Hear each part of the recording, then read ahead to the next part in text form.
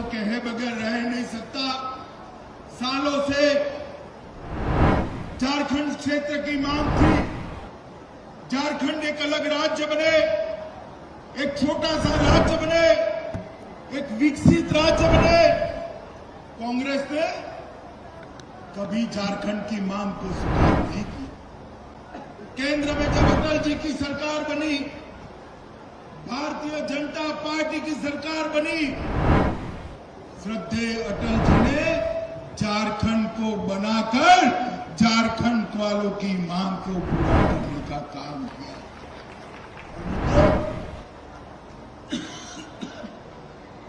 मुझे बोलने में कोई झिझक नहीं है। अटल जी ने झारखंड बनाया, मोदी जी ने झारखंड को संवारने का काम किया, झारखंड को विकसित करने का काम किया। गत चुनाव में मैं आया था झारखंड, हमने कहा था कि एक बार स्थिर सरकार दीजिए। हमने 2 बार 3 बार सरकार बनाई, मगर लंबी चल नहीं पाई। हमारे मुंडा जी मुख्यमंत्री थे, जब जब मुख्यमंत्री बने विकास के प्रयास किए, मगर सरकारें गिरा दी।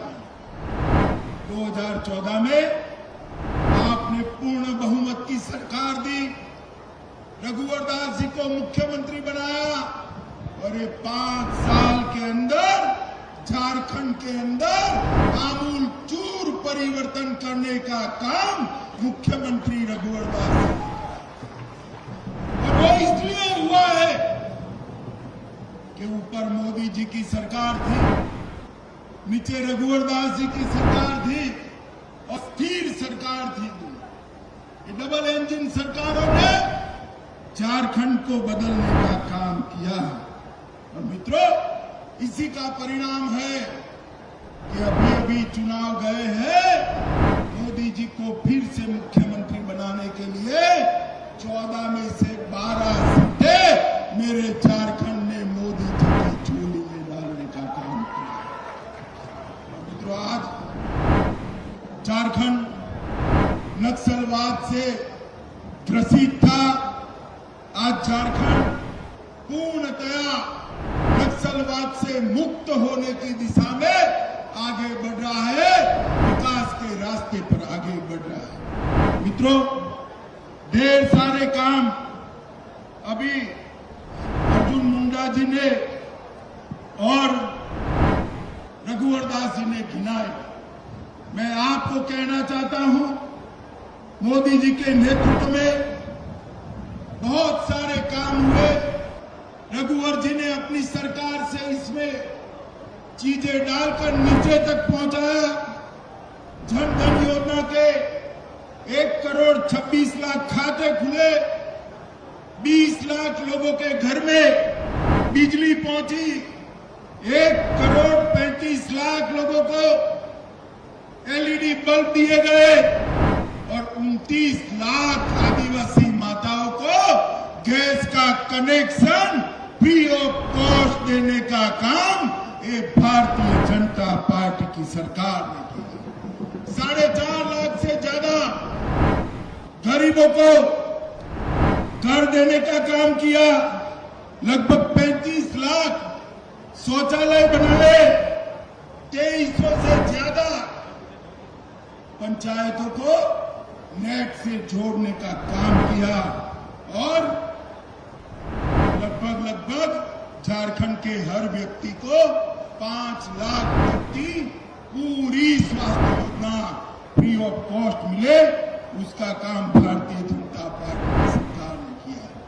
इस क्षेत्र के विकास के लिए भगवान बिरसा मुंडा के जन्म स्थल पर उनके सम्मान में स्मारक बनाया। 1 से 5 तक जो बच्चे पढ़ते हैं, ओलो चिक्की में पढ़ाने का काम किया, जिससे उनकी माता भी उनको पढ़ा पाए। पहाड़िया समुदाय के लिए 2 अलग बटालियन बनाने का काम किया। लुगु पहाड़ पर लगने वाले मेले को राजकीय मेला दिखा सम्मान देने का काम भी किया। लगभग 70 खोले, दुमका में तीरंदाजी केंद्र खोला और लगभग 1,58,000 घरों में इसी क्षेत्र के अंदर पीने का पानी देने की योजना की शुरुआत की।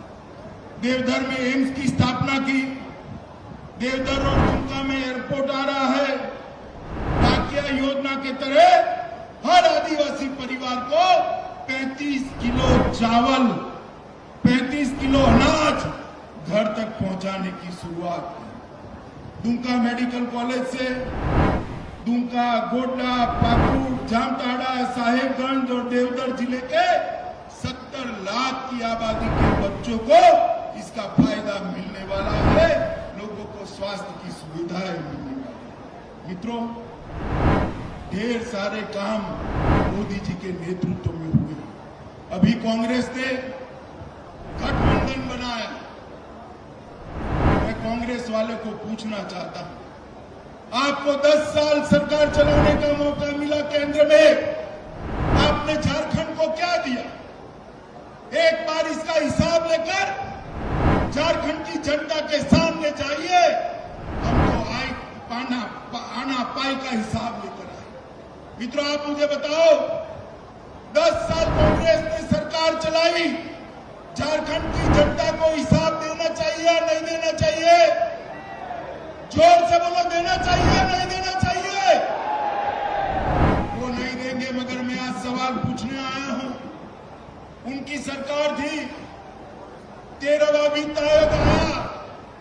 13वें वित्त आयोग में कांग्रेस की सरकार ने झारखंड को 55,200 करोड़, 55,200 कितना दिया? जोर से बोलो भाई, आपको याद रहना चाहिए। कितना दिया? 55,200। जोर से बोलिए, कितना दिया?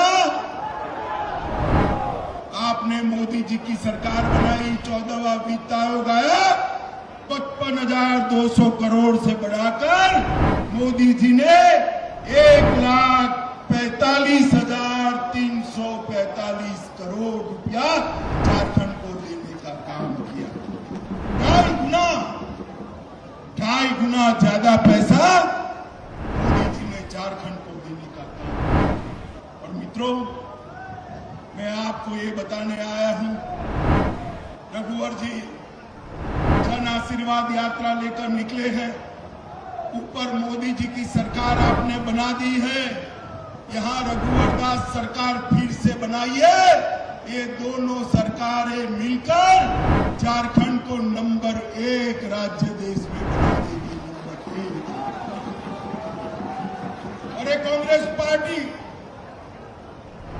जो झारखंड के विकास की बात करती है, देश के विकास की बात करती है, मैं उनको पूछना चाहता हूं, जब मोदी जी देश की सुरक्षा के लिए, देश के विकास के लिए कोई बात लेकर आते हैं, आप क्यों विरोध करते हैं?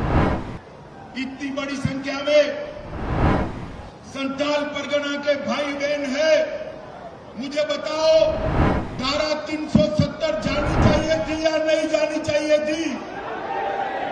अरे ऐसे नहीं वो चलता भाई, जोर से बोलो, जानी चाहिए थी या नहीं जानी चाहिए थी? मोदी जी ने धारा 370 हटाई, धारा 35 से हटाई, कश्मीर को भारत का अभिन्न अंग बनाया। मोदी जी ने अच्छा किया या बुरा किया? अब ये कांग्रेस वालों को पेट में क्या दुखता है भाई? मोदी जी धारा 370 को हटाने के लिए बिल लेकर आए, वोटिंग हुआ, कांग्रेस पार्टी ने इसके खिलाफ, झारखंड मुक्ति मोर्चा ने इसके खिलाफ vote.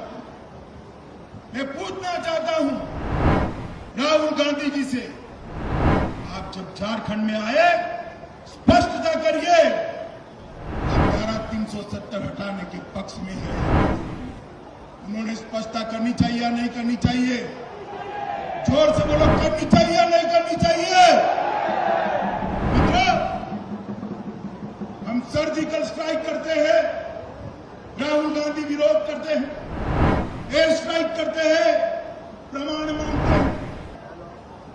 Jawaharlal Nehru university assembly में भारत तेरे टुकड़े होंगे 2000 नारे लगते हैं, वो जाकर समर्थन में खड़े हो। अब तय कर लो, बता दो देश की जनता को कि आप किस दिशा में जाना चाहते हैं। मित्रों, मैं आपको बताना चाहता हूं, कश्मीर के मुद्दे पर धारा 370 नहीं रहनी चाहिए। ये हमारा स्टैंड आज का नहीं है।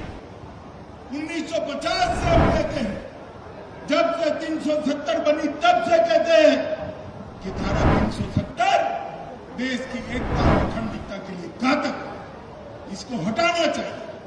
और मोदी जी ने हटाया, ये विरोध याद कराना चाहिए। बहुत सारे ऐसे मामले आते हैं जिसको पार्टियों की, दलों की राजनीति से ऊपर उठकर देश के मामले नाते देखना चाहिए। इंदिरा जी ने बांग्लादेश की लड़ाई जीती, बांग्लादेश का सर्जन हुआ, हमने इंदिरा जी का विरोध नहीं किया। संसद में हमारे नेता अटल जी ने इंदिरा जी का समर्थन किया, हम भी विपक्ष में थे। जब संसद यूएन में पाकिस्तान ने कश्मीर का मुद्दा उठाया, कांग्रेस के प्रधानमंत्री नरसिम्हा राव जी थे। नरसिम्हा राव ने कहा, अटल जी आप जाइए, भारत का पक्ष यूएन में रखिए। अटल जी ने सहर्ष स्वीकार किया, यूएन में गए और कश्मीर मुद्दे पर हमारा पक्ष रखा। जब देश के मामले आते तब पक्षापक्षी नहीं, दलगत राजनीति से ऊपर उठकर देश की सुरक्षा के मामलों पर एक साथ आना होता है। आप देख रहे हैं नेट्रिक न्यूज, साहस सच कहने का।